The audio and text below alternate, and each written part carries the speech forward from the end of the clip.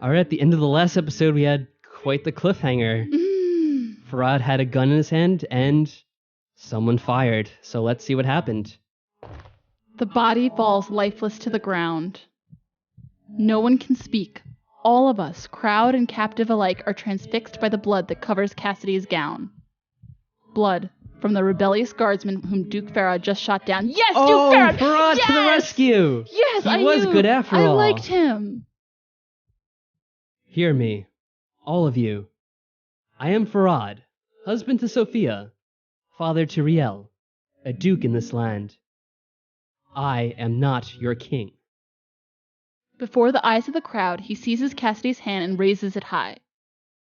This is Cassidy, the true and only princess of Gwelenar, heir to the royal wisdom. She is not an impostor, and I am not seeking the throne, not for myself and not for my family. Can it be that he is on our side? Well, it certainly sounds like Yay, it. Farad, I loved him. It's not enough. We are still completely outnumbered. All the mob have to do is shoulder their losses and charge. One gun cannot hold off an army. And yet, they hesitate. They are leaderless, directionless. I can see their faces turn, looking from one to another, wondering what to do next. A single feather could be enough to tip the scales again. One voice willing to speak up, to step out from the crowd and risk being the first to fall. Why would I say something? Well, some voice has to speak up, they said, so I guess... But what am I going to say? It may as well be us. Right? I don't know, we just have to say something. Say anything. The mob needs direction. I will give them one. Hail, Princess Cassidy! Hail, the Princess of Gwelenar! The crowd shifts, turning its focus onto me. And then another voice takes up my call. Is it Oscars? Yay! Hail! Hail! I quite agree. Oh, it's Friedrich. I quite agree. And now at last the true king returns. Surrounding him are clusters of loyal guardsmen, and more are following in their wake. The reinforcements have arrived. Finally. He was just going to let his daughter die. Citizens of Gwelenar, you are dismissed. Return to your homes and be grateful that I am a forgiving man. Leave now, cause no further damage, and you will not be arrested. Harm my daughter, or those others with her, and I will see you hanged. Oh. The guards move out. Interesting. It was. The guards move out into the crowd, their faces stern and dispassionate. They refuse to be riled. The rebels, for their part, are losing the strength to resist. Their beliefs have been shaken, their advantages torn away. Fight combat-hardened men? For what? What could they gain now? Some struggle, more are rooted to the spot with confusion. A few have sensed the turning tides and are doing their best to flee. Among the latter are our own self-appointed guards. The man who pinned my arms now shoves me away with a curse and slips off into the throng, gone before I have any chance to identify him. Released by his captors, Prince Callum falls to his knees. Oh no! I push a babbling woman out of my way to reach his side, only to find that Oscar is already there, tending to Callum's wound as best as he can. He needs better care than either of us can provide, but now he may have the chance to receive it. Yay! Atop the dais, Princess Cassidy still stands at Duke Farad's side, watching chaos swirl around her. I don't understand. This was Marie's doing. Not directly, but the will she set in motion. She poisoned the minds of those prone to resentment, those who wished to believe in revolution. A true princess denied, an overthrow that would bring back lost freedom and prosperity. Lies clung to by those who wished to believe that they alone knew the truth. Once I wedded Sophia, my belle-mère scheme lost its direction. However, conspiracy is not so easily unraveled. I have been fending off this aid for some time now. You never wanted me dead. Of course not. I want to protect my family, nothing more. Years of whispers, rumors of an imposter princess. It was all the doing of Grandessa Marie? What a bitch. If the spark set had kindled revolution a few years earlier, her daughter Sophia would have become heir. But it didn't work. Princess Cassidy was too closely protected. There was never any way for conspirators to get close to her. Those few who did were high nobles, who knew her wise mother Paloma and saw the lies for what they were. All the isolation, the distance it created between Cassidy and her brothers was to guard her life. And so Marie's plan came to nothing, and Sophia eventually married and moved away from her influence. But the smoke couldn't be put back into the bottle. The rumors continued, and those who believed Cassidy an impostor still waited for their chance. When Dolores dragged Cassidy out of the palace because of Callum's scheme, it was the first opportunity anyone had for a clear shot at her. And then, when that incident triggered reprisals, it set off a wave of reactions from those who believed themselves part of a greater cause. We might all have died today, and for what? In the end, no one would benefit. Is this the inevitable outcome of grasping for prizes to which you have no right? I guess so. The arrival of the infantry could not bring an end to the day's troubles in one swift stroke. Angry voices still echo outside the palace walls. Rebels with more interest in loot than politics avoided the large gathering and are still being hunted down.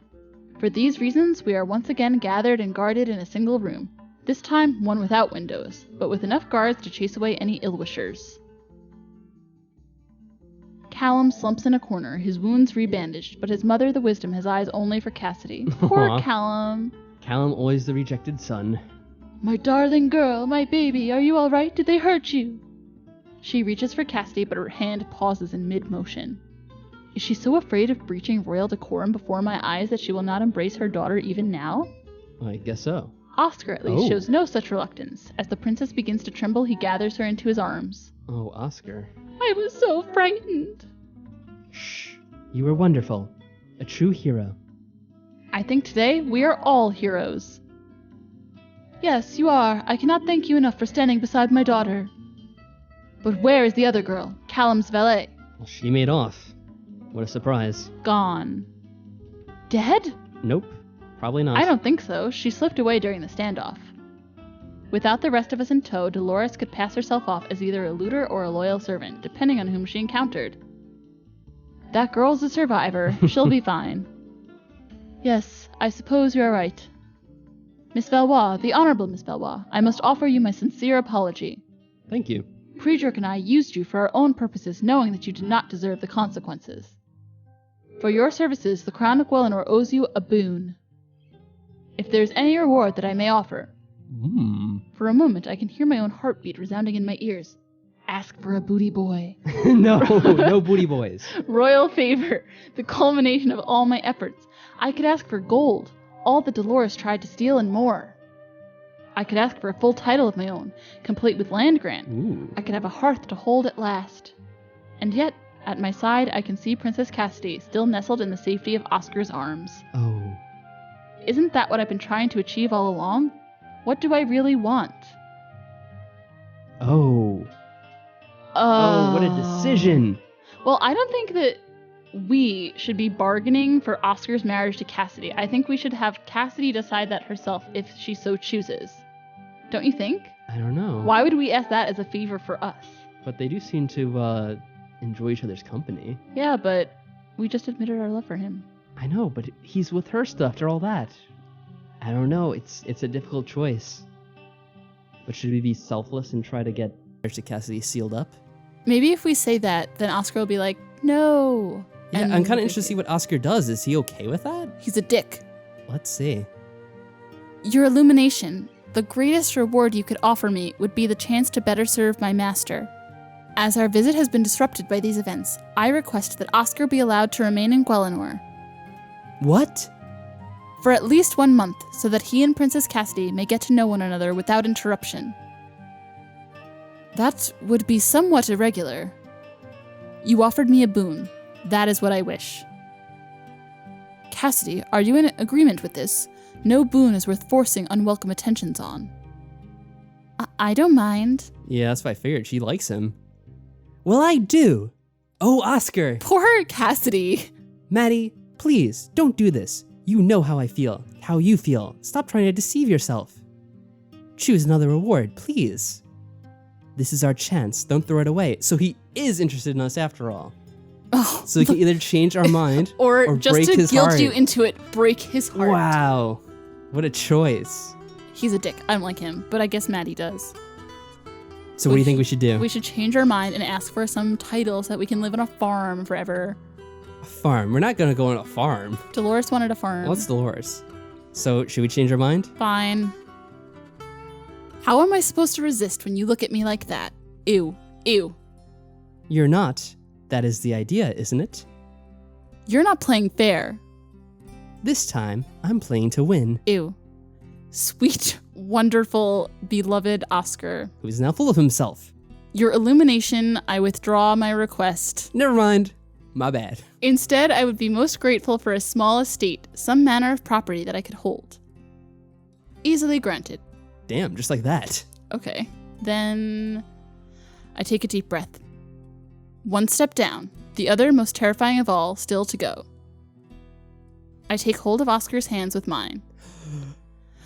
What? Prince Oscar of Ascenduir, will you marry me? Yes, and yes, and yes. I only asked you once. With each yes, he brings his lips close to my skin, his breath whispering over my flesh. Oscar. Stop that. You're making me shiver. That's the idea. Ew. Kisses sharper than a thorn. The reason Madeleine was born. Oh, no. No. Not the poetry. Never mind. Changing our request to Callum. Yes. You're stuck with me and my poetry forever. Oh. Oh, the epilogue, the bride. Wow. The political turmoil in Gwelinor was not completely wiped away with one afternoon standoff. Many of the dispersed noble guests had encountered trouble on the roads, and a number of criminals had to be tracked down and punished. The guests who had remained within the palace posed their own problems. Some had been injured during the siege. Others blamed myself or Oscar for the disruption, even after it was made clear that he had no designs on Princess Cassidy, and that she has no intentions of marrying anyone in the near future. Thus, with Prince Callum's recovery and the need to support Cassidy, not to mention laying the groundwork for my new title, it was some months before Oscar and I could be married. His royal parents were not entirely pleased that I had stepped outside of my assigned role and swayed their beloved son with my feminine wiles. Oh, your feminine wiles, eh? I don't think I used them. However, through our adventures, Oscar and I had forged close ties with the future wisdom of Gwelinor. Therefore, this relationship did have some political advantages for Oscar's former homeland. Nice. Former, of course, because the lands that Cassidy granted me were here in her kingdom. A small estate, but with good possibilities for future income and plenty of trees for Oscar to climb. Nice. We've been so busy recently that I've only had a brief chance to visit, but now... Are you ready to see your new home? Are you sure you're up for this? It is traditional, isn't it? Just don't drop me. I promise. Oh. Look at us. You're stronger than you look. Well, that's good. Sometimes I forget that too. Oh man, this is a nice song we got going here. Got a little guitar going. I don't know if I can always be strong and brave. You are you. That's all that matters to me. And when you need a hand, I'll be there for you. Aw. You're very wise. That's my job now, to be your wisdom. Forever and always. Happy end. Happy end! Yay!